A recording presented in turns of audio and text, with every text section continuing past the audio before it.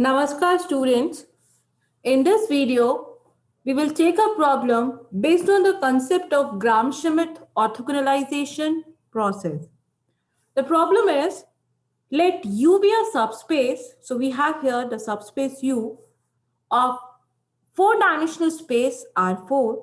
So the inner product space, the vector space here in this problem is four-dimensional space R4. And we are saying here that U be a subspace of R4 spanned by V1, V2, and V3. This subspace U is spanned by three given vectors, V1, V2, V3. These three vectors are vectors in this four-dimensional space R4. Now, apply Gram-Schmidt orthogonalization process to find an orthogonal and orthonormal basis of subspace U. Here, three vectors are given which are spanning the subspace U. This U is a subspace of R4, and we have to find out orthogonal basis and orthonormal basis of the subspace U. As we know that for applying the Gram-Schmidt orthogonalization process, for finding the orthogonal basis, we need the basis of vector space, and by using the algo here of Gram-Schmidt orthogonalization, we find a new basis which is orthogonal in nature. Here in this problem, three vectors V1, V2, and V3 are given. These three vectors, they are spanning the subspace U.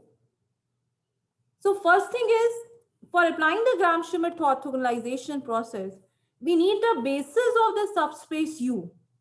So firstly, we will finding the basis of the subspace U, and then with the help of this Gram-Schmidt orthogonalization process, from that basis, we will be finding the orthogonal basis, and by normalizing each vector which is present in the orthogonal basis, we will be constructing orthonormal basis of the subspace U. So let's start and let us find out firstly the basis of the subspace U, and then use Gram-Schmidt to orthogonalize that basis to find orthogonal basis, and then we will be finding in last the orthonormal basis. So here we have taken the set S. The set S has three vectors V1, V2, and V3 which are given here in our problem, and this U is the linear span of this set S, this subset S. This is the notation of linear span. So it is very clear here that this U being linear span of these three vectors is a subspace of four-dimensional space R4. And now let us move ahead for finding the basis of this subspace U with the help of these three given vectors V1, V2, and V3. Since this S is a spanning set of the subspace U, so from this S we will be finding the maximum number of linearly independent vectors in S which will form a basis of this subspace U. So for finding the maximum number of linearly independent vectors, we will be considering a matrix whose rows will be these three given vectors which are present in this spanning set S, V1, V2, V3. We will be reducing that matrix to the echelon form, and the number of non-zero rows in the echelon form will be the maximum number of linearly independent vectors in S. So let us consider the matrix. We have named this matrix as A, having three rows, which are actually the three given vectors, V1, V2, V3. This will be the form of this matrix after putting the vectors. And now with the sequence of elementary transformations, we are reducing it to row echelon form. Here, with the help of this first row, we will be making these entries 1 in second and third row as 0. So here in both of these transformations, we are using the first row, and after applying these transformations, we have the matrix in this form, and this matrix is not in echelon form, so we'll be applying some more transformations to convert it into the echelon form. Here we are interchanging the second and third row. After applying this transformation, we have the matrix in this form. This matrix is again not in echelon form. Here with the help of this second row, with the help of this 1, we will be making this -2, which is present in the third row as 0. So here, this is the transformation which we are using. Here in this transformation, we are using the second row. And after applying this transformation, we have the matrix in this form. And here we can see that the matrix has been reduced to the echelon form. And if we check the number of non-zero rows in this echelon form, then the number of non-zero rows are 3. It means the maximum number of linearly independent vectors in the set S are 3. So whether I talk about the set S, which is the spanning set of subspace U. So whether I talk about the set S or I talk about the set which consists of these 3 non-zero rows which we have here in the echelon form, then the set S and this collection having these 3 non-zero rows both will act as a basis for the subspace U. So here we have bases with us for the subspace U. Here the maximum number of linearly independent vectors in subspace, it is U. In subspace, U is 3. So here, this B, it has 3 vectors. These 3 vectors are the non-zero rows which we have here in the echelon form. This collection, the set B, and the given subset S, because the subset S has also 3 vectors in it, and it is also spanning the subspace U. So this set S, both of these set B and set S, they will form the basis of here the subspace U. So here, by considering this set S as the basis of subspace U, we will be finding orthogonal basis of subspace U. So now here, we will be using the Gram-Schmidt orthogonalization process, because now we have basis of the subspace U with us, and we are considering S here as the basis of the subspace U. We know that here S, which is basis of the subspace U, has 3 vectors which we have named as V1, V2, V3. So if we talk about the orthogonal basis of the subspace U, and if we talk about the orthonormal basis here, then both of them, they will be having the same numbers of vectors, means they will be having 3 vectors, because we know that the dimension of vector space is unique. So orthogonal basis and orthonormal basis of the subspace U, they will be having 3 vectors. So we will be considering here the first vector of the orthogonal basis as W1. And what is this W1? This W1 we have defined with the help of the first vector, which we have here in the basis S, and we have considered W1 as V1. Now, for the second vector of the orthogonal basis, we have named the second vector as W2. And we know that when we apply the Gram-Schmidt orthogonalization process, vector Wi in the basis, it is a linear combination of the vector Vi of basis, which is here S, and the preceding Wi's. So if I talk here about this W2, for this W2, we have here V2. This V2 is a second vector of this basis S, and the preceding Wi's is W1, because we are finding here W2 and we have W1 only with us. So right hand side here, the expression for W2, it involves V2 and it involves the vector W1. And here we have these inner products, the inner product of vector V2. This V2 is the second vector of this basis, which is the set S. And we are taking here the inner product of V2 with the vector W1, which we have defined right now. And in the denominator, we have the inner product of W1 with W1. Now, for the third vector of the orthogonal basis, we have this expression. We have named this third vector as W3, and this W3 will be expressed in terms of V3, which is the third vector of this basis S, and the preceding Wi's. And the preceding Wi's for W3 are W1 and W2. So here we have W1 and W2, and these are the scalars which will be evaluated by finding these inner products. So we have written here that if you are applying the Gram-Schmidt orthogonalization process, then the three vectors in the orthogonal basis W1, W2, W3, they will be having this particular form.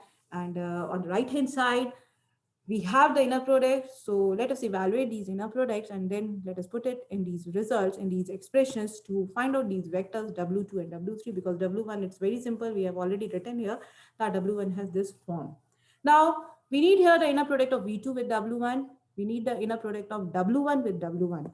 So we are evaluating these inner product. We are using here the standard inner product which we have in four-dimensional space R4. So here the first component in this vector V2 is 1, and here the first component is the second vector W1 is 1. So 1 into 1 will be 1, and then we have minus 1, 1. Second component minus 1 is here, and here we have 1. The product will be minus 1, and we have here 2. Here we have 1. Their product will be 2. And similarly, from the last component of both of these vectors, V2 and W1, the product will be 2. And the sum of these will be the inner product of vector V2 with vector W1, and this is coming as 4. In the same manner, by using the standard definition of inner product for this four-dimensional space, we are evaluating here this inner product of W1 with W1, and here we are getting it as 4. Now, both the inner products which we need here for this second vector W2 of the orthogonal basis we have with us, we have evaluated them. So let us put these inner products, let us put the vector V2, which is the second vector in the basis S. Let us put the vector W1, which is the first vector in the orthogonal basis. And after putting these vectors, after putting these inner products, after simplifying, we have the second vector of orthogonal basis W2 with us, and it will be in this particular form. Now, in the third vector W3, again, we need the inner product. We need the inner product of vector V3 with W1. We need the inner product of vector W1 with W1. This we have already evaluated, but because it was used here, but we need to find out this inner product. We will be finding this inner product, and this inner product also we need to find out. It is the inner product of V3 with W2, and here this is the inner product of W2 with W2. What is this W2? W2 is the vector which we have right now. We have evaluated this vector W2. So by using this W2, by using V3, by using W1, we will be finding the inner products which are required here. So this is the inner product of V3 with W1. Here we are using the standard inner product. Then we are finding the inner product of vector V3 with the vector W2, and it is minus 11. And then we need the inner product of W2 with W2, and this is coming as 6.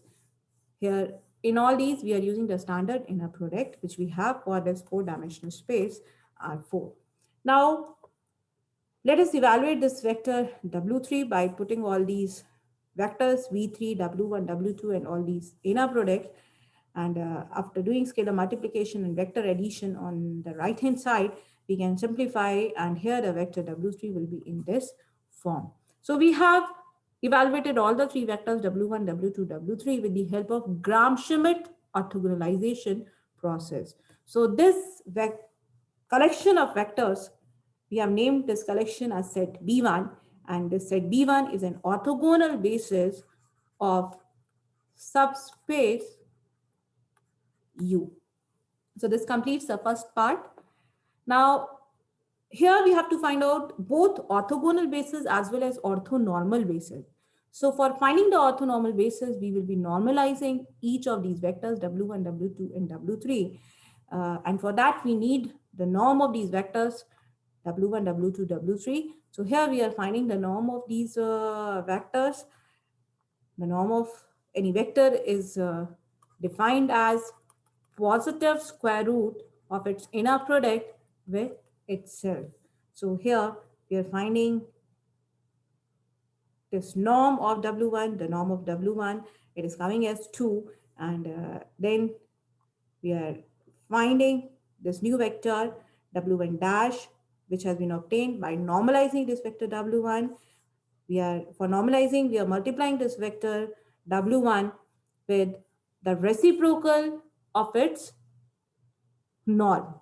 Similarly, we have named the second vector of orthonormal basis at W2 dash. And again, we are obtaining this second vector from the vector W2, which is present in the orthogonal basis. We are normalizing here this vector W2 with the help of its norm. And similarly, we are finding the third vector of orthonormal basis. We have named it as W3 dash. And again, we are normalizing it with the help of its norm. And we have obtained here W3 dash, and we have named this set as B2. This B2 has three vectors, W1 dash, W2 dash, W3 dash. And this collection is an orthonormal basis of the subspace U.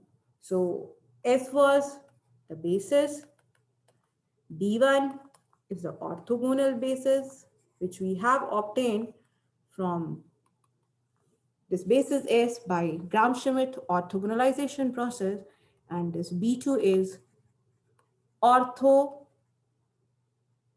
basis, which we have obtained by normalizing from this orthogonal basis B1.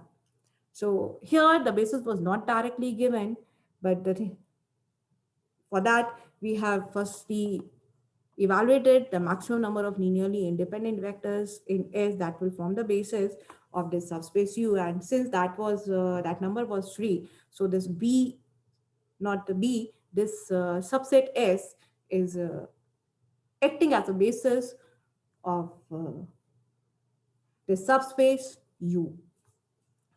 So in this way, with the help of any basis, we can find out the orthogonal basis by applying Gram-Schmidt orthogonalization method. And once we have orthogonal basis, by normalizing each vector, we can find out the orthonormal basis. Sometimes the basis is directly given in our problem, and sometimes the spanning set is given. From the spanning set, we find out the basis. As in this problem, the basis was not given directly, the spanning set was given. But once we try to find the basis, we notice that this spanning set is also acting here as a basis. So in this way, you can do more problems on this particular topic. Thank you. Have a nice day.